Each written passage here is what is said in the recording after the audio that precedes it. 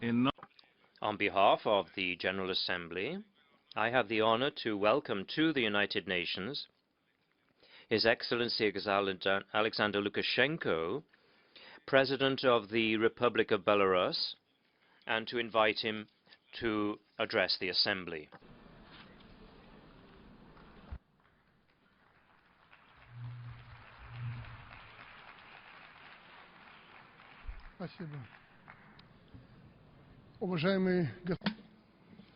Mr. President, ladies and gentlemen, 70 years ago, after the end of the Second World War, mankind had a hope that a just world order based on universal understanding and cooperation may be established.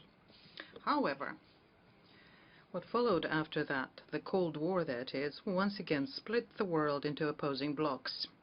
And after the breakup of the Soviet Union and the socialist camp, many thought that the reasons for confrontation between states and for military conflicts would finally disappear. Alas, unfortunately, these hopes have not been realized.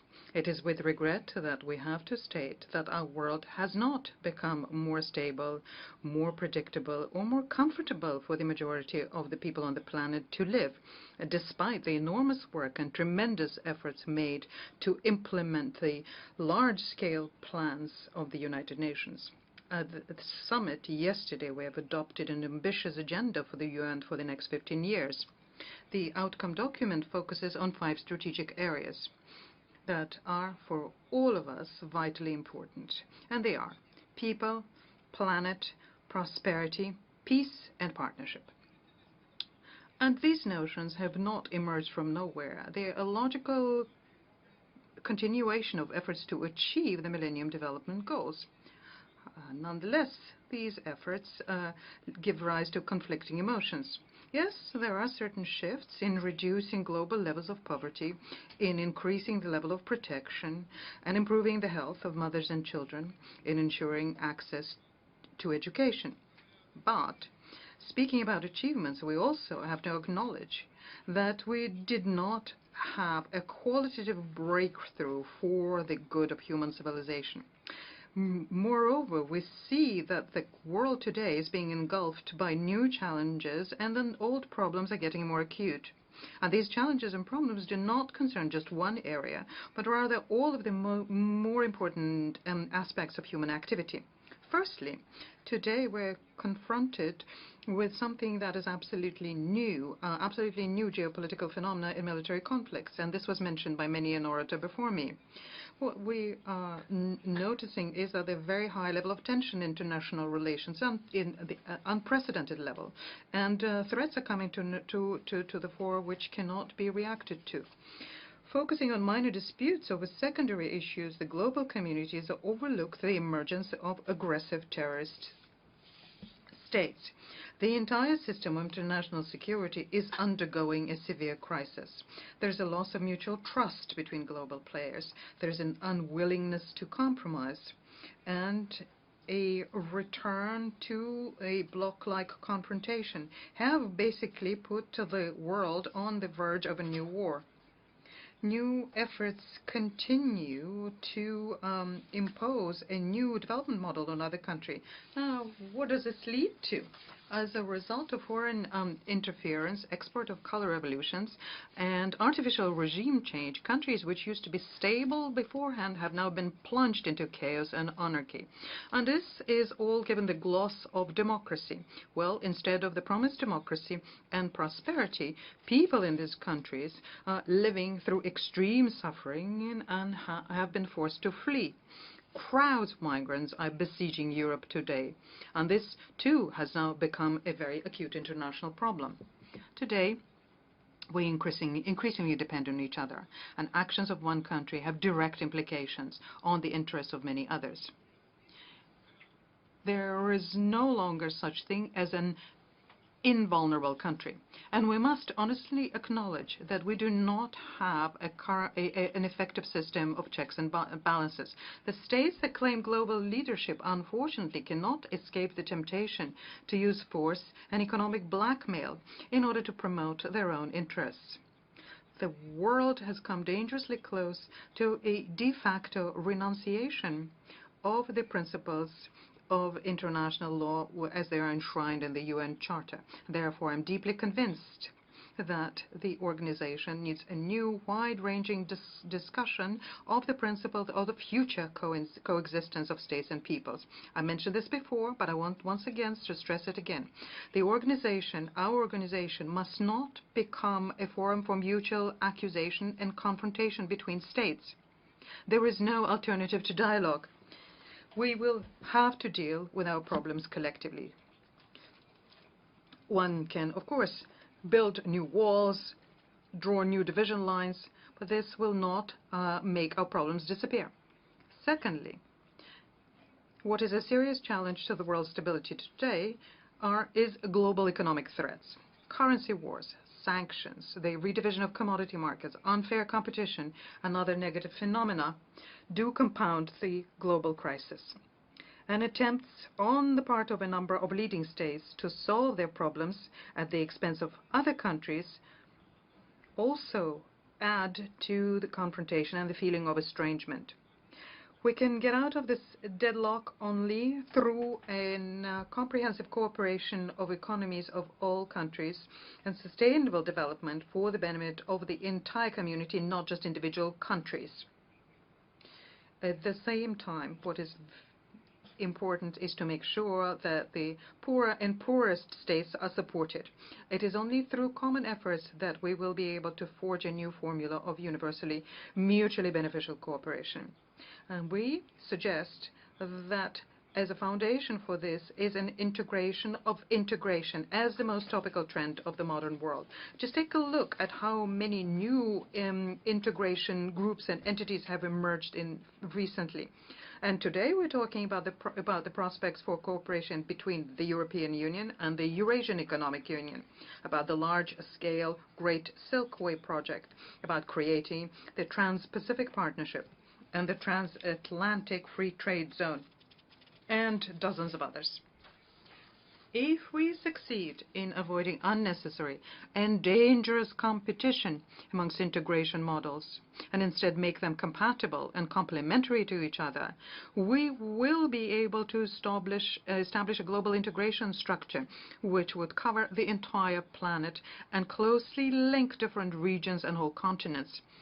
Such a paradigm would provide for peaceful coexistence of different nations and states united by the common purpose of progress and prosperity. The value of the integration process lies in its democratic nature. To a certain extent, it equalizes the opportunities for all stakeholders and enables both small and middle-sized countries to develop their potential and become an important link in this process. The key prerequisite for integration is mutual benefit. The desire to reap immediate unilateral advantage is, on the contrary, the root of evil. We need to realize our responsibility for the future, and think of what we will leave behind. We must not forget that extreme poverty in some regions of our planet outrages social inequalities. Disproportion between states, lack of opportunities, first of all among the young people, creates fertile ground for international terrorism and organized crime.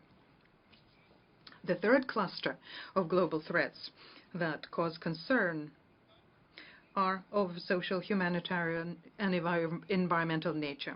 Of late, we've been hearing resound calls for maximum freedom, and they put to the test the basic foundations of human society, including such notions as family, morals, and virtue. Irresponsible social ideas may lead to new divisions between different cultures and to give birth to harsh religious rejection and ethnic conflicts. Do these social innovators consider the consequences of their words and actions, I wonder?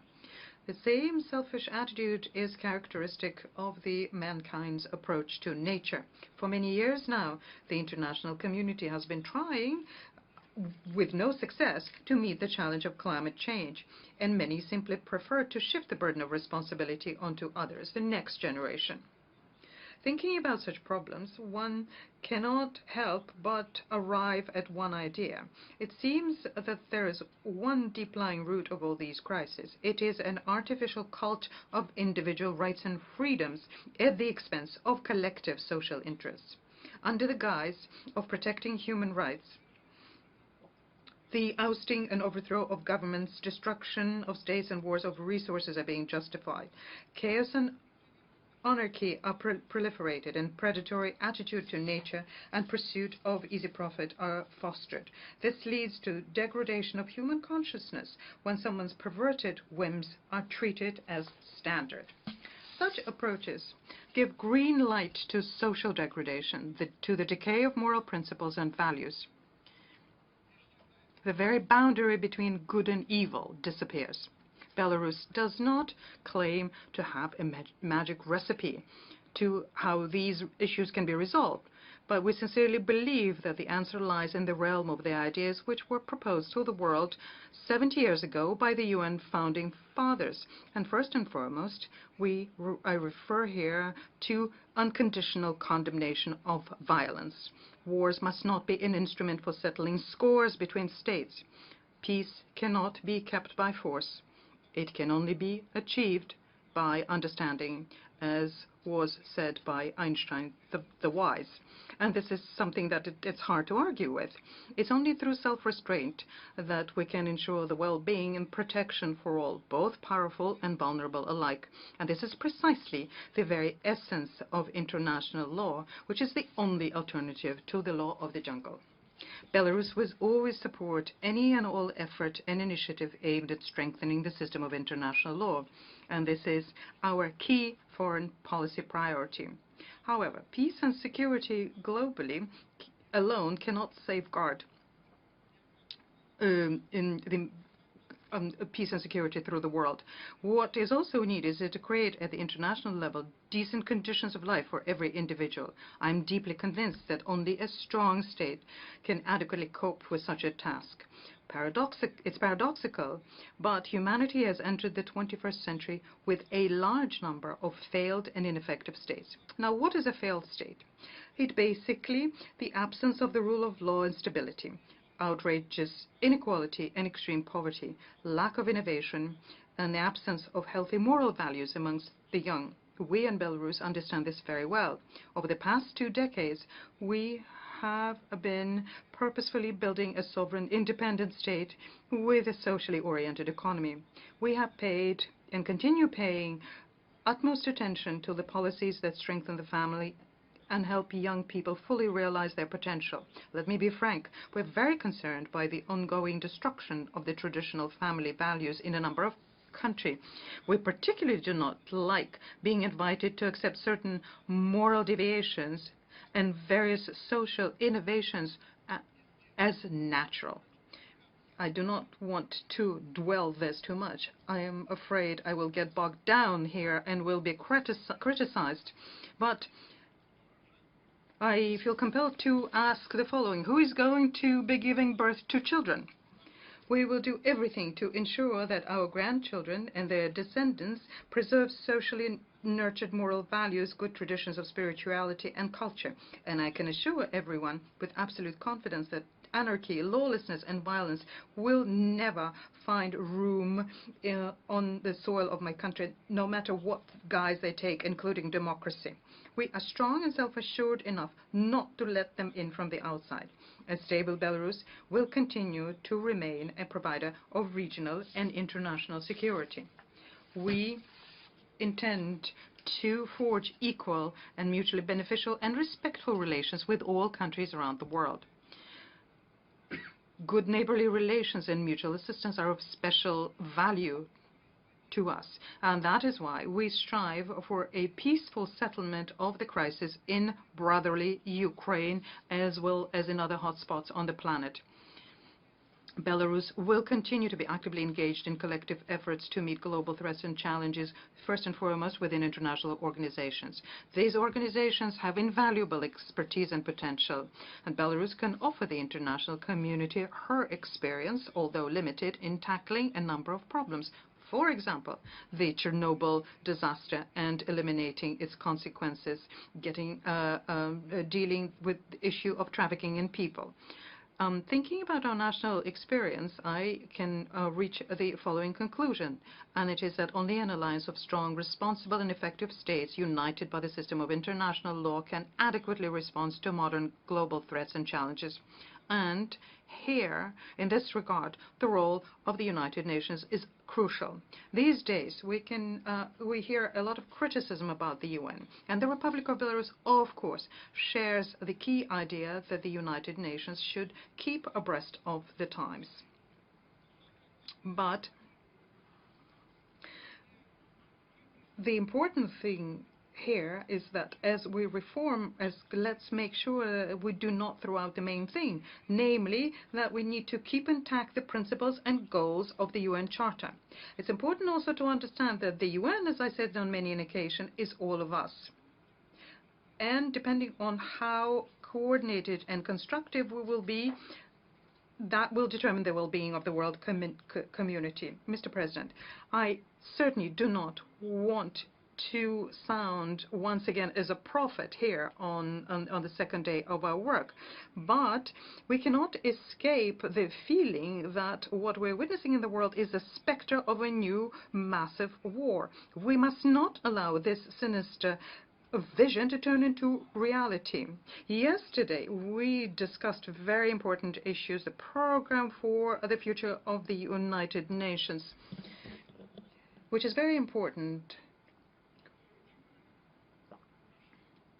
But when we're talking about mentioning sustainable people to many people, to millions of people, this sounds as a sacrilege because they are dying. Children and the old people are dying. What we need to do is come together and pass one decision only, put an end to all wars and conflicts. To all of those which have erupted and are ravaging our planet. To conclude, I would like to quote an eminent personality, Nelson Mandela. This unbroken fighter for justice in the world once said, "Sometimes it falls on a generation to be great." You can be that generation. I hope very much that such a destiny will indeed befall our generation. I'm confident that we will find strength and common sense to do whatever it takes to change the world for the better. That's the only option we have. Thank you very much.